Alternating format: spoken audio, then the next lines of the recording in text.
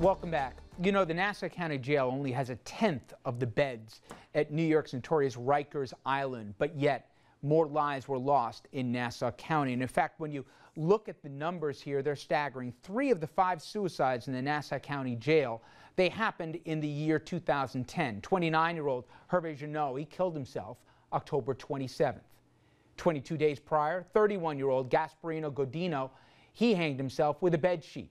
And on January 3rd of 2010, 32-year-old Eamon McGinn, who was in the jail just 2 days, he was found with a sheet wrapped around his neck that was affixed to the top cell bars. Consider this: the deaths in 2010 alone make Nassau County responsible for 1/3 of all suicides in county jails across the state of New York. In that same year, those 3 deaths also accounted for almost 10% of all suicides in all New York correctional facilities, and that includes prisons. It's a troubling statistic when you consider that the Nassau County Jail holds less than 2% of all state and county inmates. Now, 3 wrongful death lawsuits, they've been launched since the 5 deaths that we've discussed here, and it could cost county taxpayers millions upon millions of dollars. But no matter what, it will not bring back the men who tied nooses around their necks while in custody. Now, despite the lawsuits and the negative attention that the jail has received, county officials seemingly don't have any solutions. Nassau County DA Kathleen Rice told us she believes people at the jail are getting proper care. Now, this after 4 state reports have been published that chronicle what the state deemed was gross negligence and gross incompetence in dealing with the medical and mental health of these inmates. I don't think that there's any reason to believe that the people who are being housed at the Nassau County Jail are not getting the proper medical care. As I said, one of the first things that happens is that evaluation, that mental health evaluation that's done within the first 72 hours. So I believe that there are protocols in place. Sometimes these things happen. We have to figure out individually why they are happening. Now, remember, this is not, for anyone who may remember problems at this jail, the first time that they've had problems. Back in 1999, the U.S. Department of Justice, they had to step in and take control of this same jail after an inmate was bludgeoned to death by correction officers because he reportedly wouldn't stop begging for methadone. 14 months later, federal investigators released a scathing 23-page report about conditions in the jail that led to a decade-long federal oversight of the jail. Now, some of the problems there included brutal beatings. Investigators also found that the medical wing was staffed not by doctors, but by guards who acted as doctors and dispensed psychiatric medicines. It also found that the correction officials failed to discipline their staff and provide little, if any, training to officers on how to handle these situations. Well, after you hear this next story, you may be left wondering if anything has really changed at the jail. I want to bring back Kim Lengel, who sat down with correction officers who say the jail still not any safer. That's right, Rich. And the federal oversight you mentioned lasted about a decade, and part of that oversight required that the jail agree to a list of changes. The jail agreed to improve training for corrections officers, which included an annual 40-hour program on topics like first aid, CPR, and suicide prevention. But correction officials we spoke to say those training programs have been cut.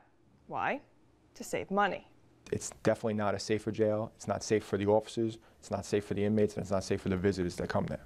Nassau County Sheriff Officers Association President John Jaronzik represents more than 1,000 correction officers who say the cuts to staffing and training programs have made the jail a dangerous place to stay and work. We've been reaching out to the legislature. We've been trying to expose some of the problems we have there and trying to bring the issues to light, that we need additional supervision, we need additional training, and they really need to improve the level of medical care inside that facility. We haven't had any correction officers disciplined for not doing their job in any of these investigations that we're aware of. Well, the officers have always followed the procedures that they're told, but when you take a class like a suicide awareness class that should be taught every year and they stop giving it for 2 years, there's no coincidence that for those 2 years that they didn't, immediately after those 2 years, there was 4 or 5 suicides immediately after that. But officers at the Nassau County Jail have not always followed procedures.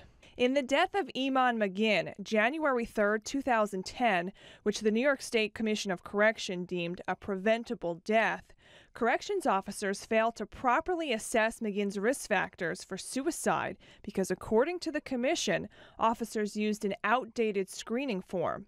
The commission also requested an explanation for why investigators found discrepancies in the supervisory logbook during McGinn's suicide, discrepancies the commission said appeared to be made after the fact. Despite that and 3 other reports recommending investigations into the jail's booking, supervision, and staffing procedures, the Corrections Union maintains that all problems can be traced back to staffing reductions and cuts in training. In January of this year, for budgetary reasons, they demoted 30 frontline supervisors, 30 corporals, and they removed them from the housing areas inside the jail. That creates a very dangerous situation inside the jail, because right now, since that day of January 12th, half the housing areas do not have a supervisor working in there.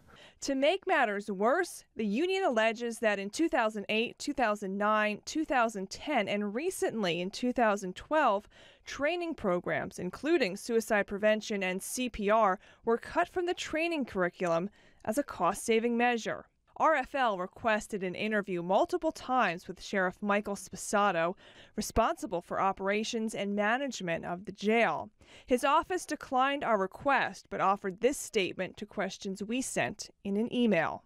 His spokesman wrote, in part, "We have not reduced or eliminated any mandated training during Sheriff Sposato's tenure. Suicide prevention training is only mandated for new recruits. Suicide refresher training, not required, was conducted 2007, 2008, and 2011. I think his silence and his resistance to talk to you speaks volumes. That almost validates everything we're saying, you know, because I know if someone was making these claims against me, like we're making against this department, I'd want a chance to rebut that. But the sheriff is not the only one who's facing allegations of ignoring a deadly problem. According to the Nassau County Charter, the county executive is tasked with appointing a 7-member board of qualified volunteers to oversee operations at the Nassau County Jail. It would have the authority to investigate inmate grievances, inspect the facility, examine records, and advise the sheriff about changes that could improve the jail. What all of these suicides indicate is that there's just not enough oversight at the facility.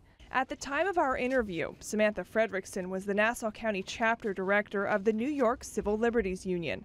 The group recently filed a petition in state Supreme Court to force the Nassau County executive to appoint the 7 members to the Volunteer Oversight Board. The current county executive, Ed Mangano, declined our multiple requests for an interview, but a spokesman said that the county executive and sheriff cannot discuss the matter because of pending litigation. In County Executive Mangano's statement, the sheriff's office addresses the oversight board. The statement reads, "With respect to the Board of Visitors, although it was established 21 years ago, the board positions have never been filled since that time, and that board has never met. However, there has been and continues to be a jail advisory committee since the late 1980s that serves in a similar capacity. The sheriff convenes a monthly meeting with the committee to discuss whatever concerns and/or suggestions they may have." The statement continues, "The department already works with and responds to a number of oversights at this point. It may be that the Board of Visitors was never constituted, as it would just create additional duplicative work and constitute an unwarranted burden on limited county resources." If the jail doesn't need oversight and doesn't need help with that oversight, then why do we have 7 deaths in the past 2 years? Pat Delato is a nurse practitioner who worked at the Nassau County Jail back in 2008. As she points out, the death toll at the jail during the last 2 years has actually risen to 7. In addition to the 5 suicides, 26-year-old Antoine Brown of Long Beach died January 8th of this year after being beaten by another inmate. His death was ruled a homicide, and according to published reports, the 7th died from a heart attack after the infirmary sent him back to his cell. Who are the real criminals here? You know, are the criminals the people that are housed there, or are the criminals the watchdogs and the people who are running the facility? They are the criminals, unfortunately. Pat Delato, who now runs an advocacy group for inmates, says she resigned from her position as one of the jail's nurse practitioners in just 6 months because of the pressure to keep sending sick inmates back to their cells. She says it became too much. I felt pressure from administration because I wanted the care for the inmates that I wasn't able to get for them. And a lot of the inmates would ask for me, they would ask for my name because they knew I was sympathetic to them, and they knew that I would call them down and try to get them their medications or try to help them with their care. And I think too many people were talking about that or asking for me, and I was, you know, causing too much trouble, frankly. While all this is happening, the 7 deaths in 24 months, the medical and mental health care was being provided to inmates at the jail by the Nassau University Medical Center, which is located next door to the jail. In 2009, the county administration put out a request for proposals looking to save money by privatizing health care at the jail. Then in 2011, June of 2011, an exclusive 2-year contract was awarded to a private contractor at a reported cost savings of $5.5 million to the county. But both the Corrections Officers Union and the NYCLU say the medical and mental health care hasn't gotten any better. In fact, one of the main complaints from the NYCLU is that there are no doctors on staff at the jail during the weekends. Rich. You know, Kim, and I invite the viewers at home to read these reports themselves. It's accessible. It's like a broken record at this place. And I hear see all the scathing reports about everything that's going wrong, but I don't really see consequences, let alone changes, for people who aren't adhering to it. You've been following this for a while. Where's the State Commission of Corrections? I see the words, but where's the action? Who's in charge here? Well, you know, there's 3 parties that should be held accountable. You have the state, who's supposed to be the watchdog and oversee the jail, looking at the sheriff and the county executive, Ed Mangano. But it seems like they're both dropping the ball. We know that the state has written reports and done an investigation on 4 of the 5 suicides. We don't know if the sheriff has followed those recommendations in the report. And as far as the county executive goes, he's not taking anyone to task on this. Neither is the county legislature. These things have all been publicized, and we've asked County Executive Ed Mangano for an interview. We've offered to meet him. We've offered for him to come to us. He has dodged our questions here. Same thing with the sheriff. No one wants to answer our questions to be held accountable. And this is going to be at a huge cost for taxpayers. We've already mentioned the various suits here and the tens of millions of dollars in each case here that the county could be looking at. But beyond the dollars and cents, it just seems both backwards, let alone unconscionable, what keeps happening again and again. Kim, great job. Thank you so much.